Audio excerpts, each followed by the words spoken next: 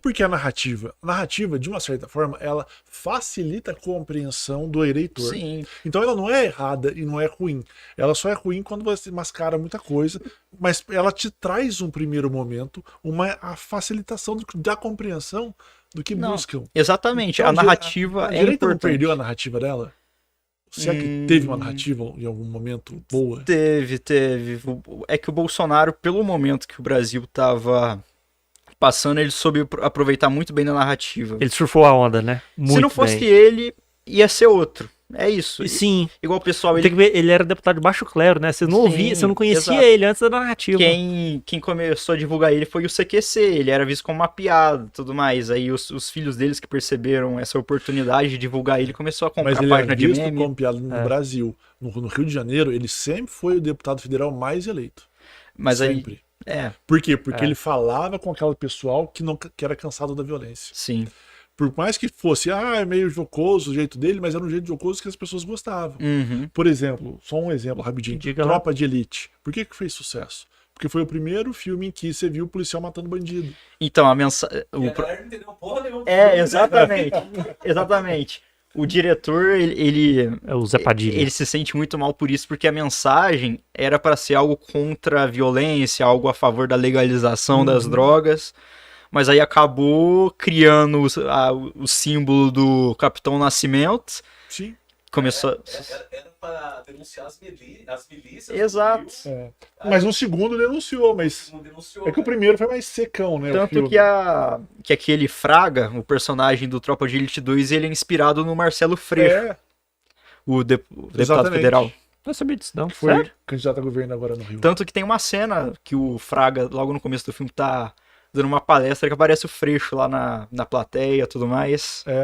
Que louco, não Foi sabia inspirado disso. nele. Mas o primeiro ele é mais cruzão, né? Mas Sim. o segundo ele já traz esse Mas essa O mensagem- primeiro exigiu um esforço interpretativo de arte que o brasileiro infelizmente não tem, e eu também não tenho, às vezes eu boio numas coisas. normal, todo mundo, né? É. Mas assim, aí o que acontece? Ele faz essa narrativa, simples dele, mas ele faz. Uhum. Aí, lógico que agora na campanha de 2016, né? O quê? Na campanha de 2018. 18, que o 17, Bolsonaro foi eleito. 17 para 18. 18. Não, 18. 18. na verdade, 18 para foi 19. 19. É isso. A de 18 ele trouxe algumas coisinhas a mais para a narrativa dele, um conservadorismo em algumas coisas, uma pauta anticorrupção, mas já todo mundo sabendo que ele já estava tendo muito sucesso, porque era uma narrativa simples. O PT também traz uma narrativa simples com o Sim. Lula. Quero tirar a pessoa da miséria, da pobreza, quero te dar um prato de comida, quero te dar dignidade. É uma narrativa simples. Exato. E na hora que eu falo que o Novo perde um pouco, ou perdeu um pouco, a narrativa dele ficou assim: quero tirar o Estado do seu cangote, não uso fundo partidário. É uma narrativa que não cola, que não pega Sim, ninguém. exato. A narrativa não cola, mas o que eu admiro em muitos candidatos que até que não foram eleitos, o Felipe Dávila, por tem exemplo, pessoas competentíssimas. eles apresentaram propostas diferente do PT e do Bolsonaro, que só ficaram nessa narrativa. Mas aí a proposta É. não é um segundo momento. O primeiro momento Sim. eu trago, puxo a Exatamente. pessoa pela narrativa, ela Exatamente. prende a minha atenção, e aí eu falo. Mas se a proposta. gente fosse um país sério, o pessoal ia olhar mais as propostas. Mas como a gente tá. num Exato, mas país você não tem como que o nosso, jogar, saber o jogo que você tá. Tem que saber o jogo Eu político. tô jogando Ninguém na olha a Várzea, proposta. Eu Exatamente. tô jogando Champions ou Várzea? Exatamente. Se eu estiver jogando Champions, eu jogo Champions. Se eu estiver jogando Várzea, eu jogo Várzea. Exatamente. Eu tô jogando Várzea achando que eu tô na Champions. Aham. Não vai colar o negócio. Não, o cara joga, tem que dar chutão, mano. Aham. O Fagner é Pois é. doidinho pra falar. A computação ela não tá. É, não tá pronto. Você pega assim, por exemplo, uma pessoa que eu acho que tem uma inteligência ímpar, mas não sabe expressar, o Ciro Gomes. Sim. Uhum. O cara, ele vai falar de cada 10 palavras, 7 é número. As outras 3 é as contas desse número. A turma que tá ouvindo não tá pronta para entender. Sim. Se tivesse uma forma menos acadêmica de chegar para a população e explicar o que ele queria, Não, ele fala muito bem. Eu também acho. Absurdamente bem, mas você fala assim, eu não entendi. fala bonito pra caramba. Você fica meio hora olhando e fala, nossa, como ele fala bem. Mas o que ele disse mesmo? Pois é. Né? Por isso que a narrativa é muito importante, porque grande parte do eleitorado brasileiro, por exemplo, não sabe a diferença de esquerda e direita. Sim. Não sabe dizer o que é socialismo e o comunismo, por exemplo. O pessoal critica, o Brasil não pode se virar comunista, não sei o quê. Aí você vai lá e pergunta, ok, mas qual a diferença de socialismo e comunismo? O pessoal não vai saber dizer.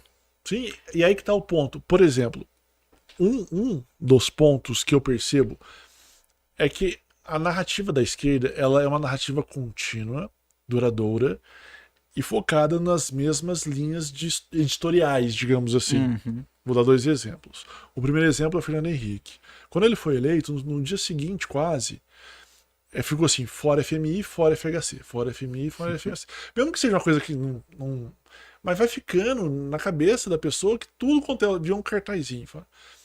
Quando o Bolsonaro foi eleito, colocou, ninguém solta a mão de ninguém. Antes do cara ser eleito, já começou a trabalhar a próxima eleição. Sim. Aí depois começou com as pestes todas que usaram, tal. A direita não tinha que já estar hoje criando movimentos ou criando pensamentos para incutir a população de que o Lula, tipo, por exemplo, fora Lula, fora Adão, fora Lula, fora... O Lula apareceu cartazinho atrás. É uma tática de esquerda, não vou me associar à tática de esquerda, mas não acho que perde nessa hora. A esquerda continua ganhando robustez no que ela fala, porque o que ela fala atrai. E aí a direita, último exemplo, mensalão. Teve mensalão, todo mundo falou assim, não, deixa que o Lula vai cair sozinho. O Fernando Henrique falou, deixa o PT sangrar, alguma coisa assim, né? Em vez de ficar lá cutucando, Uhum. pisando pra ver se caía, não, deixa que ele vai. Ele pegou, levantou e se manteve. Sim. E se elegeu Dilma, reelegeu Dilma. Uhum. Por quê? Porque não aproveitaram dos momentos. A direita não falha muito nisso. Porque ia falar, não, dá liberdade, deixa todo mundo pensar Então, o que quer.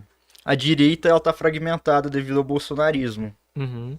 E até mesmo dentro do movimento liberal existe essa oposição e tudo mais. Tanto que o MBL, que é um movimento liberal muito forte, e o Livres, eles são os mais fortes atualmente, MBL e Livres. Os dois não se olham na cara praticamente, por causa de rixa e tudo mais.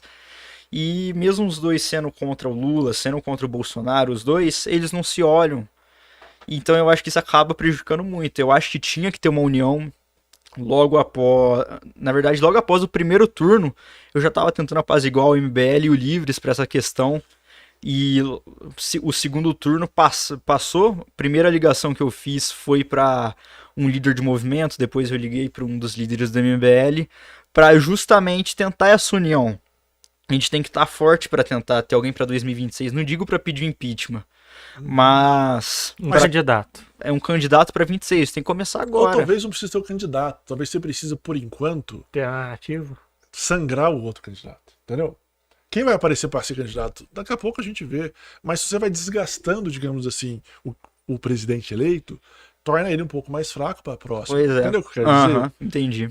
Eu falo isso porque se eu consigo vislumbrar isso na hora que eu vejo até as narrativas. Então o Bolsonaro foi eleito, ele foi sendo desgastado no decorrer do tempo. Não que ele não merecesse, não tô falando isso. Mas tô falando que ele foi. Uhum. Quando o Fernando Henrique foi eleito, ele também foi desgastado ao longo do tempo. Todo presidente eleito é Então, desgastado. tanto é que chegou na era do Serra, o Fernando Henrique já estava desgastado. É que não teve uma queda do bolsonarismo, aí, vamos dizer, diferente do PSDB, Sim. para ter essa união, vamos dizer. O pessoal até ontem tava nos bloqueios, por Porque, exemplo. na verdade, o que... Tava na frente do TG ali pedindo intervenção militar. Ainda não teve uma queda para poder começar. O bolsonarismo já começou com isso, pedindo intervenção, por mais que eu acho que é quase impossível isso acontecer, eles começaram já com isso. Então eu acho que primeiro eles têm que sair do salto, os bolsonaristas, para pensar para um nome para 2026. Você acha que seria o Bolsonaro mesmo esse nome? Eu acho que não. Quem que você acha? Eu acho que... Porque é o que eles estão falando, né? Eu acho que ele vai disputar. o Lula ele vai fazer o possível para caçar o Bolsonaro. Porque ele sabe o risco do Bolsonaro voltar em 2026. Então você acha que o Bolsonaro é um nome a ser cogitado para 2026? Talvez. Vamos botar um asterisco. Vamos botar um asterisco. Vamos colocar, o Lula não conseguiu caçar. Você acha que o Bolsonaro... Lógico que ele tá lá, sei lá, lambendo as feridas. Mas daqui a pouco, você acha que ele tem essa Cara, é igual eu possibilidade? falei igual eu falei, política é momento. Eu acho que é muito precipitado pra falar. Tá precipitado. Ontem mesmo os próprios bolsonaristas se sentiram abandonados pelo Bolsonaro após ele pedir para liberar os bloqueios. Ah, sim. Mas eu achei essa parte, cara, eu achei muito sensato da parte dele. Eu acho que ele demorou, Sim. cara. Não, ele demorou, mas foi muito sensato no sentido de que aí você viu o lado racional dele. Que ele abandonou aquela histeria que ele provoca e fala, e conhecendo o jogo jurídico político, fala, ó, realmente acabou. É até um sinal se você falar, ó, aquilo era só discurso. Não, assim, tudo que o Não estou Bolsonaro defendendo, falou, mas achei sensato. Até porque tudo que o Bolsonaro não os falou dois. era alicerçado, em tese, no receio da fraude nas eleições. E aí ele não contestou. Não, e não conseguiu comprovar. Então, aí a gente vê como a narrativa. Pode ter fraude a eleição? Pode. Como a mas faz narrativa é tudo no mundo perigosa, isso. porque os bolsonaristas são mais bolsonaristas que o Bolsonaro. Vamos me entender. Uhum. O Bolsonaro Igual o verdadeiro, lulista. ele não acredita no que ele fala. Igual eu falei agora há pouco. Ele é um oportunista. Ele soube usar o discurso dele na hora certa para ser eleito. Mas ele acabou criando, desculpa o palavreado, monstros. A gente vê gente defendendo. Radicais, né? Pessoal muito radical. O Roberto Jefferson, ele não pensa daquele jeito de sair atirando na polícia, mas ele queria de alguma forma virar um símbolo pro bolsonarismo. Então, eu A acho. arte do bolsonarismo. Pois é.